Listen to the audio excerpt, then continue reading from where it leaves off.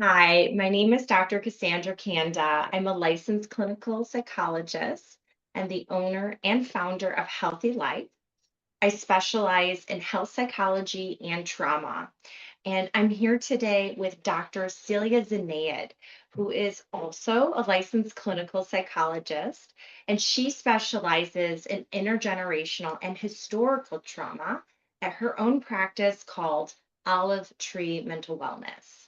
And she's here to speak to us today about psychological first aid for those who are providing care and resources as first responders, caregivers, or those who are in war torn or disaster areas. So, thank you so much, Dr. Zinayed, for coming to speak about this topic. It is so relevant in so many different ways. And I know this is the first video of three that we're going to do on this topic.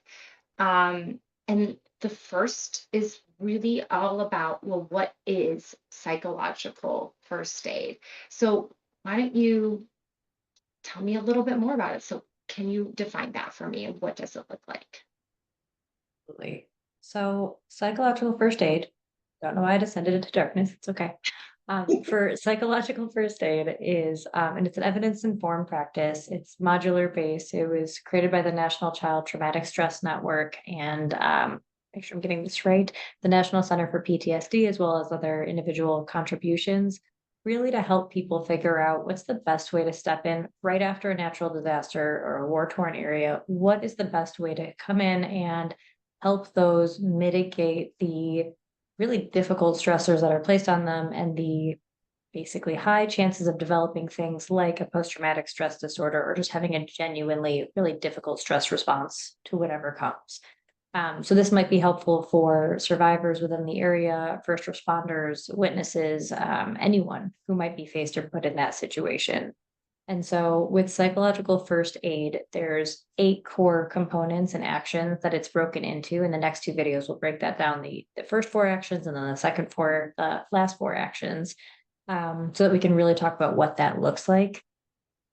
But I generally want to talk about the point of psychological first aid. And the reason that it's so great is you don't need to be a licensed clinical psychologist to provide this kind of care for someone. Anyone can get trained in this. And again, we'll provide links, for anyone who would like to learn more, get certified themselves in this in the description. But it's a way to reduce the initial stress response someone might have. It cannot 100% prevent someone from developing something like post-traumatic stress disorder, PTSD.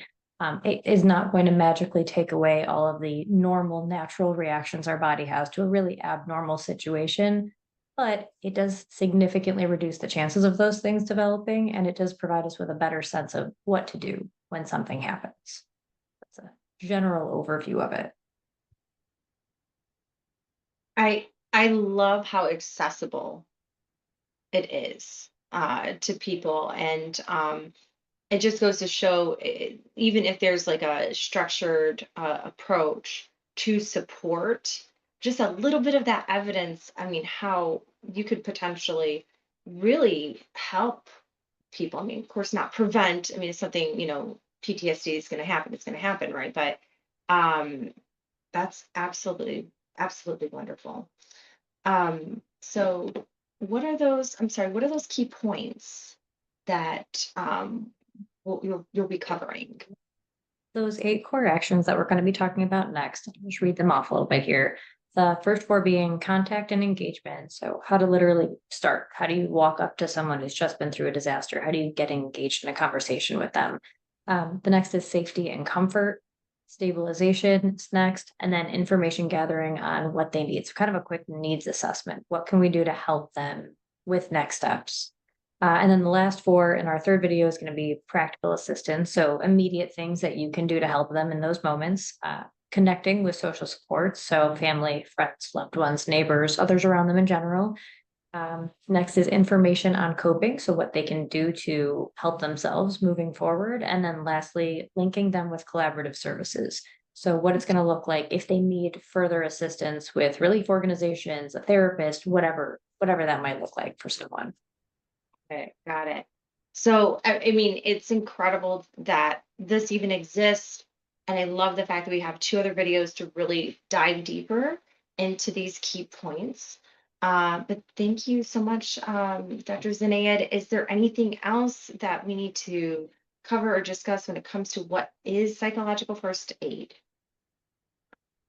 Think just a brief overview of the fact that it is normal to have a traumatic or stressful reaction to a difficult situation. So this wants to like normalize that and say that if you're going to have, difficulty with functioning or whatever that happens afterwards, it's completely okay. Here's just what we're going to try to do to get people feeling more connected, less alone, and let them know what they can do to help themselves in those difficult situations.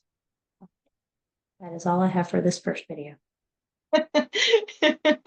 Well, thank you so much again for getting us going on this topic. And thank you, everyone who's watching. And feel free to list any of your questions or comments below, and we'll do our best to get back to you. Um, Stay tuned.